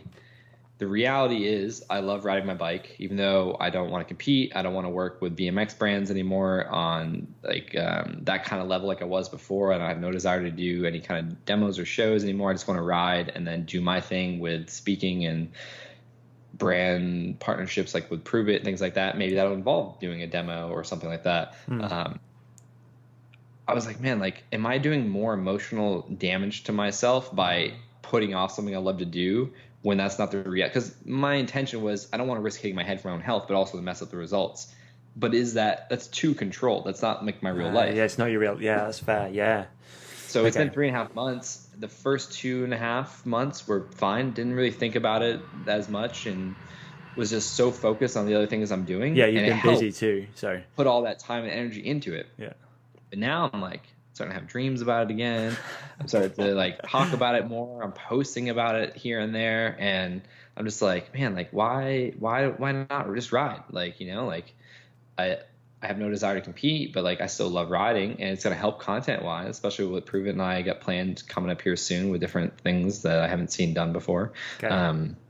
we're going to involve some exotic cars and some planes, but I'm sick.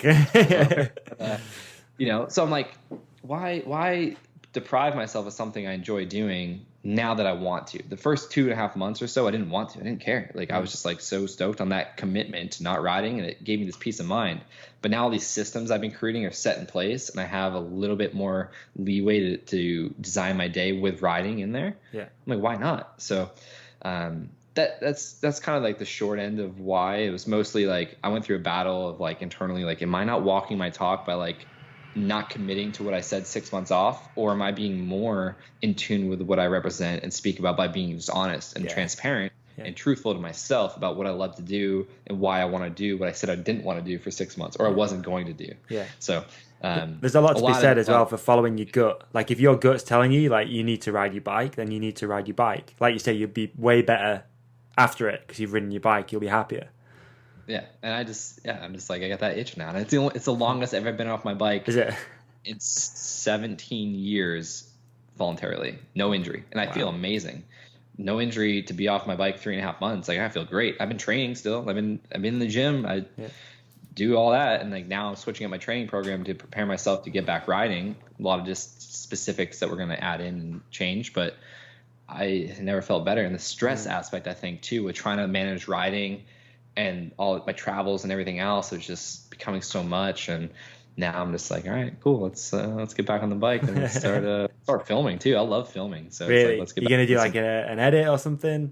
Yeah. I got so a lot of the things that Prove and I are talking about doing is, just a lot of like BMX influence, like a proper welcome to like the team or the family type stuff, and then some other projects, traveling film, and then like I said, just some other cool stuff that we got in the works, and talking about doing some signature stuff together and just kind of create some cool visuals, because I can still do it, so why not? And I mean, if I can capture the younger audience by doing so, and then maybe involve some other BMX riders that are willing to make some changes or be open to, some things we get, maybe there'll be a team aspect coming out soon. So there's so many possibilities with this world.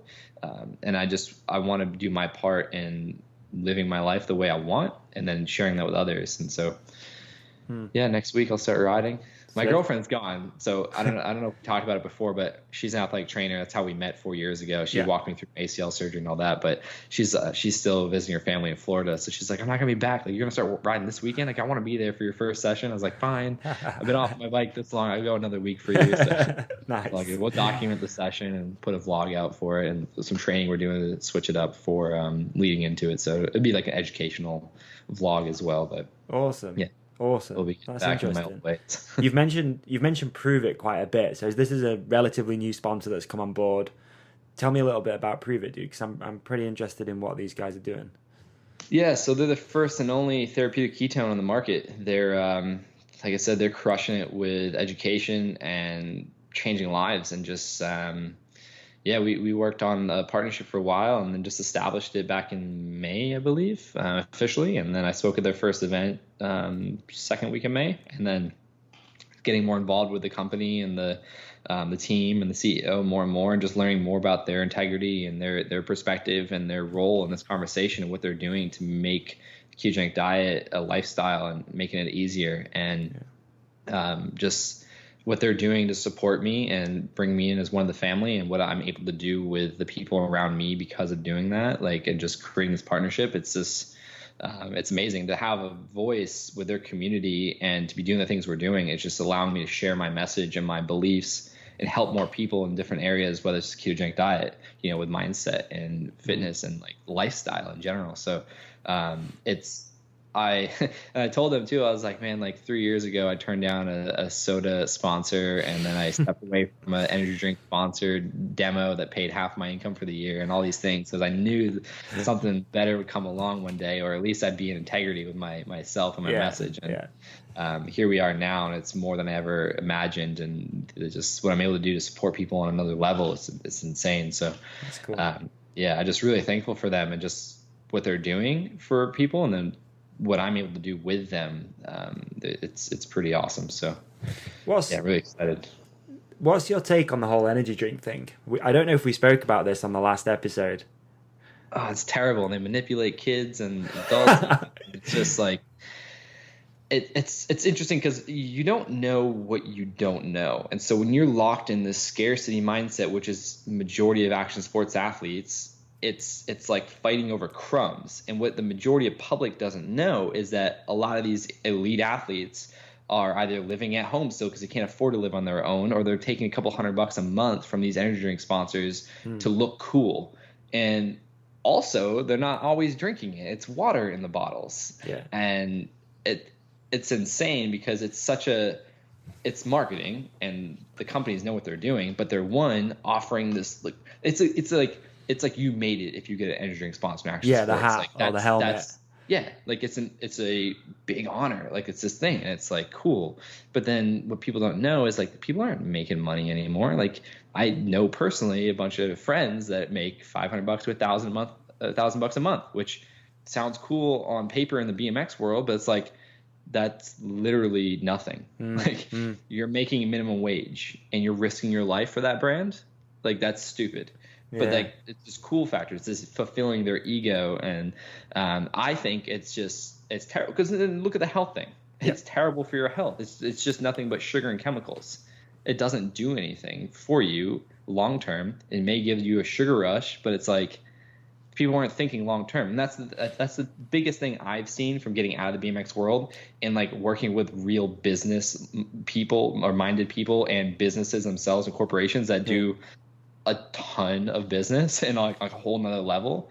It's like this mindset is just screwing the people even more on top of they're being manipulated by big corporations that know what they're doing.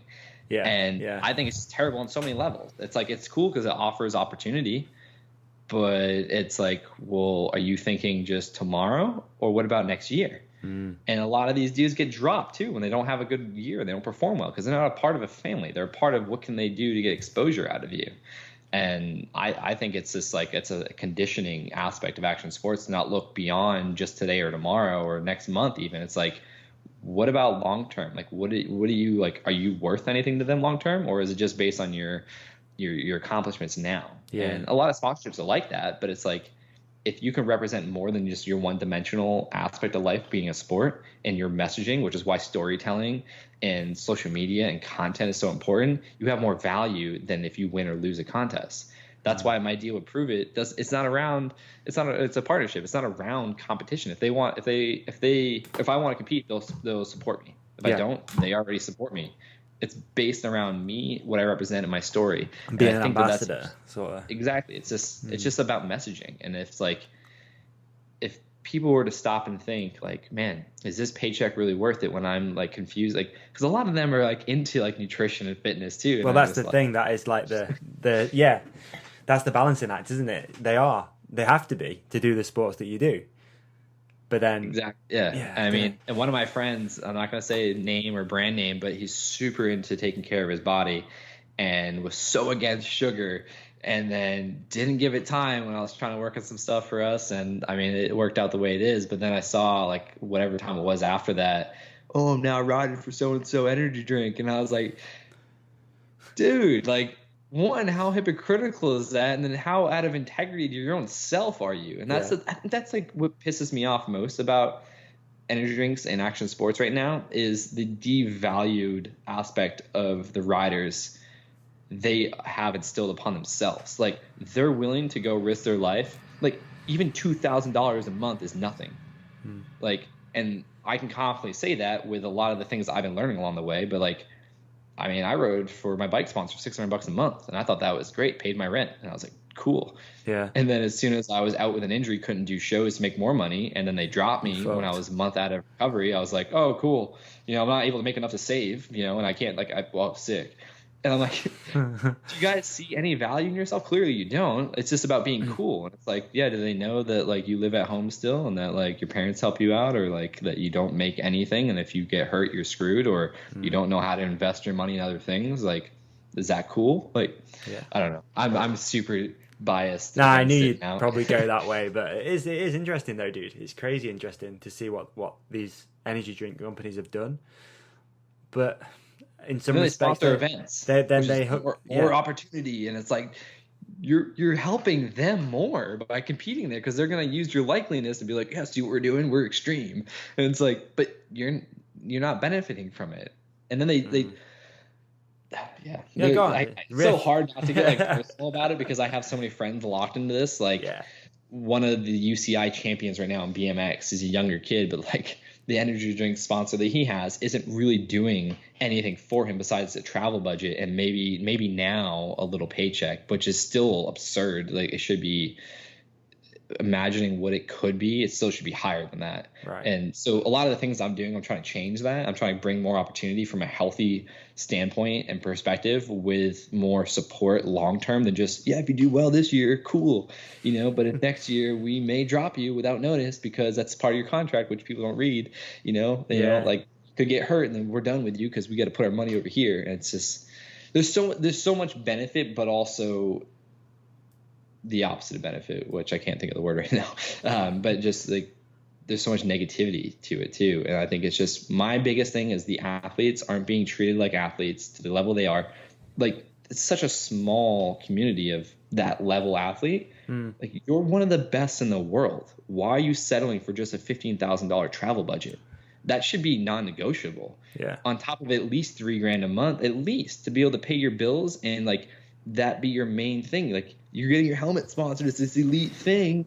Why shouldn't they be paying you like that? Yeah. Like, but like, I think too, it's such a small opportunity that, this is my mindset too. It's like, you're willing to take whatever you want to live your dream, and you feel guilty about wanting more. And it's not about wanting more. It's about the fact that you deserve more. Yeah. But if you don't believe that about yourself, they take advantage of you very easily. And I'm currently working on this, trying to launch a charity, kind of a charity, more of a fund for extreme sports athletes, because like you spoke about a little bit earlier, extreme sports athletes that struggle with like mental health, and from the outside looking in, you might think, oh, they're doing great, it's sponsored by X energy drink company and he's doing these contests, but sometimes they don't have much money if they want to speak to a therapist or just get some help. So I'm currently working on setting up this fund where people can sort of come to the fund and say, look, I'm struggling with some mental problems. I need to can I get like a little bit of money to pay for a therapist? And then the sort of charity fund thing should then recommend them to the local and the best therapist around them. So I'm just trying to, it's a bit of a sneaky preview of health insurance. That should be a part of sponsorships, but Yeah. they're paid as a contractor, so that way they don't have to, and they 1099 them, at least in our country. Right, So it's okay. like, that should be a fundamental. Like, you should, and let me know if I can connect you, but the Athlete Recovery Fund, I think that'd be a perfect thing Right. to collaborate with them on, because they stepped in to provide medical care after Stephen Murray's accident in 2007 for extreme sports athletes that didn't either had coverage but didn't have whatever full coverage or didn't have coverage at all. Okay. They helped me with brain surgery. Really? And Oh, things wow. like that. They helped fly my parents up, put them in the hotel, and helped whatever my health insurance didn't help with, which I learned how health insurance really works. That was fun. But Another that's scam. Their sole, that's their sole purpose. It's helping action sports professional athletes with any kind interesting. of care they need. Okay, what was that called? Athlete Recovery Fund. Okay, I'll make a note of that. The Have a website look. is athleterecoveryfund.org. Okay. So if you want to email me, I can email you in with Aaron Cook. He helps run it. Or I think it's like he does run the whole thing. I appreciate it. Thank you. But course. that sort of just come out of, again, from the podcast and speaking to people about depression and anxiety and stuff like that. And a lot of these athletes just don't really have anywhere to turn to because they just either don't have the money or, I don't know, they just don't. So I want to try and give them something they can go to and sort of get some money out or just help in some way, you know. For sure. I think that's definitely something I'd love to help support too, and that's just something that's needed. Like I said, like a basic fundamental of a major sponsorship should have health insurance. Yeah. Like you're sponsoring an athlete. Like, that puts their life on the line and body on the line for your company. Yeah, but that's I think if of all things, my biggest problem with sponsorships, energy drink sponsorships and athletes right now is the athlete doesn't see value in themselves. So they're willing to take whatever they want because one, it's cool, and two, they need the financial support. Yeah. They're not willing to risk denying it for something better. And then two, just what the companies know they're doing. Like they can afford to pay you more. Like that's what I don't understand. How do people not understand how much money these companies make and how little it makes to produce that shit product they're selling for like 500% more of what it cost, even more than that. Like, it's just this huge consciousness that's not there that pisses me off, because one, the athlete is being tormented, and two, the brand is manipulating them, and they know. Like, it's a bunch of nonsense. And then I am, looked at as like, oh, like you've changed, and like, talk shit about me. And I'm like, being healthy and all this. I'm like, well, you should be treated better. Like that's what I'm getting at. Yeah. And that's what I'm experiencing now. And I'm like, fuck, like there's a whole different world that these people don't know about, that they'd have more respect if they had respect for themselves. But they don't know to do that because they're scared, and they're scared to not be able to go to this contest, which that's the other problem. To get to one contest, you're spending $2 to $3 if you don't have a sponsor helping you. Yeah, just to get there. Like, just a flight. Yeah. Especially for us in America, we don't have any big contests in America anymore. I mean, X Games is a political joke, and all the big contests like fees is outside of America. Yeah, they're all pretty much Europe, I think, all the fees. It's like you're spending at least $1,200 to $1,500 on a flight, then the hotel, and then food, and then your entry fee, and then like all this stuff. And it's like, I got third place at Fees Croatia in 2016, and after 15% taxes to fees for France government stuff, because they don't trust you to do it yourself, I think I had a sponsor helping, but if I had to pay myself, I would have broke even, if not lost, a couple $100. I got third place. Like, you have to win everything to make a profit. Because I think I did the math, and I was like, even second place, I think I might have made a couple $100, maybe $1,000 second place. Yeah. But I mean, there's so much that goes into it, like just the sport not being big, and like, being small, and sales. I get all that, but it's just like what the riders go through and accept. It's like my favorite quote is, "What we tolerate, we accept." Yeah. And I had enough tolerating bullshit that I didn't want to accept that I was. Now that I'm not, I mean, that's why a lot of riders talk shit on Nigel Sylvester. Are you familiar with him? No, I'm not. No, who's that? So he's a street rider. I hate labeling riders like that, but he primarily just rides street. Yeah. I rode for Miracle back in the day. Okay. Dave put him on the team. He's from. Is that your end or my end? It's a train. Oh, okay.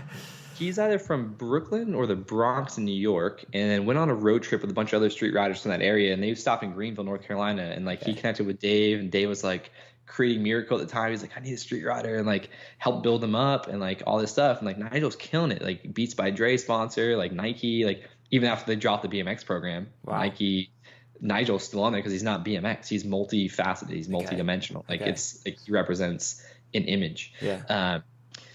But he was transitioning away from the typical BMX ways, and all this hate that was coming at him for like doing fashion shoots and modeling, ESPN body episode where he's just naked with his bike because they're showing an athlete body. It's like prestige things.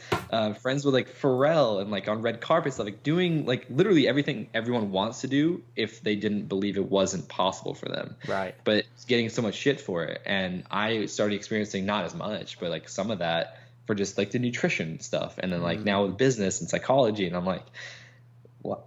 Why? I'm trying to help BMX, bring it to a positive light, because most people think of it as negative.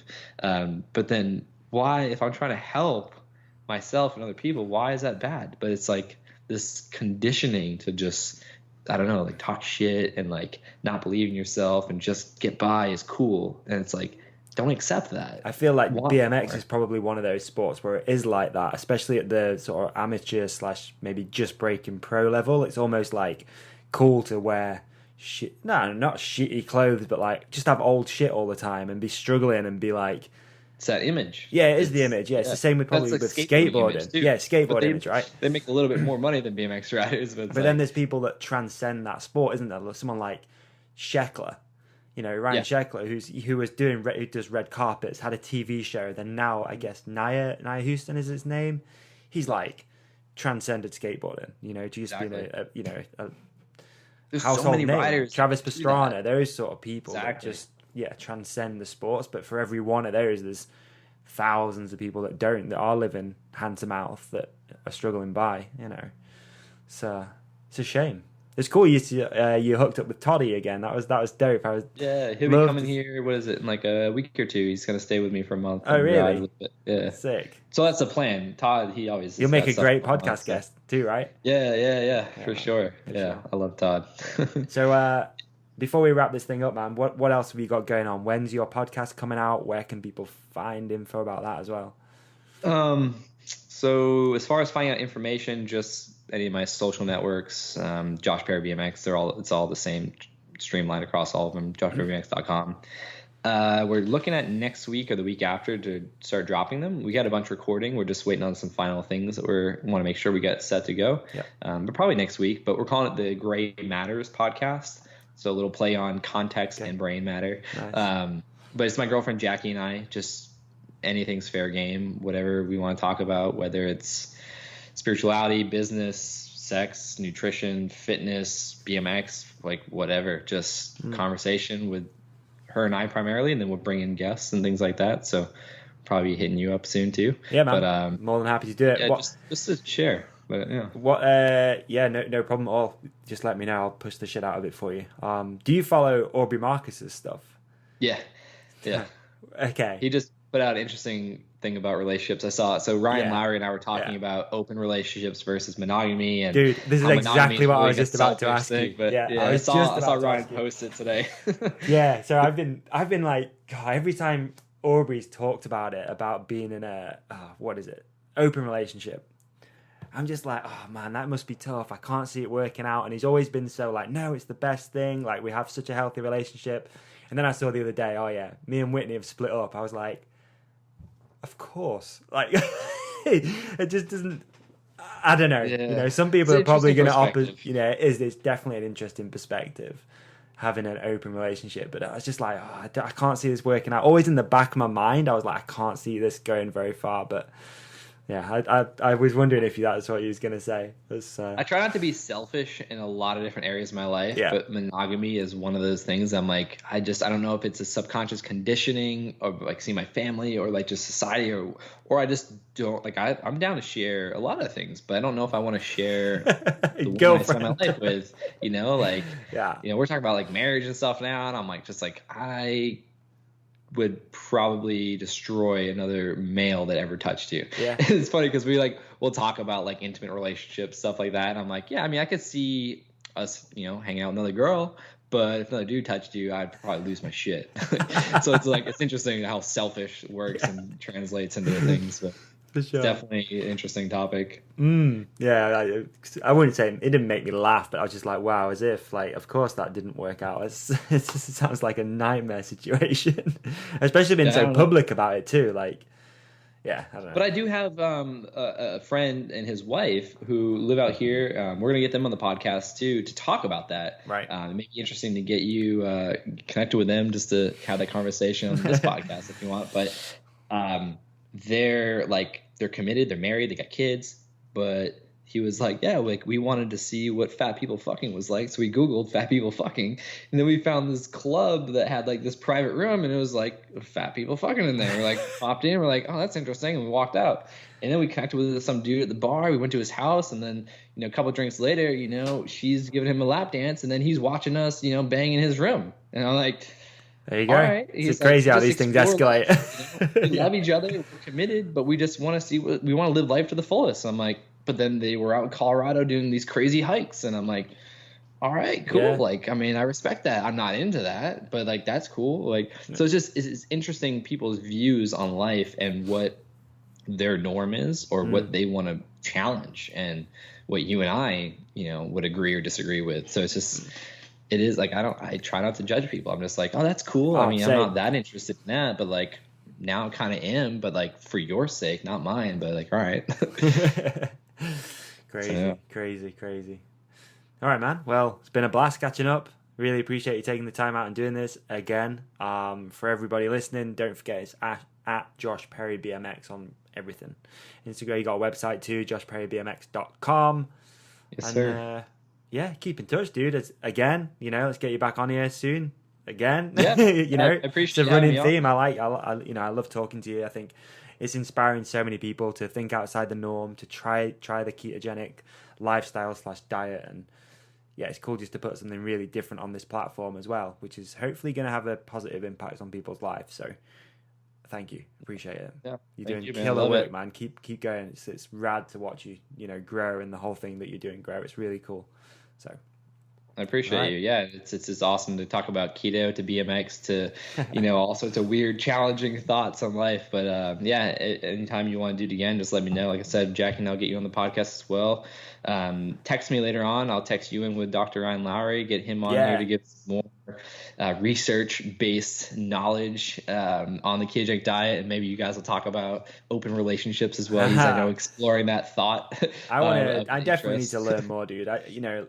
And you've clarified a lot for me today as well about what to learn, how to learn it, and what sort of routes to go down to get more knowledgeable about all this stuff. So it's been a kick in the ass that I needed. Hopefully people listening have had the same sort of response as well, and it's going to get people to try something different, like I said to you before. So yeah, Awesome. Again, thank you. I'm here to help, man. So I appreciate you and appreciate your time, and the opportunity to share means the world to me. So Sweet. Yeah, man. Appreciate it. All right. Wait there.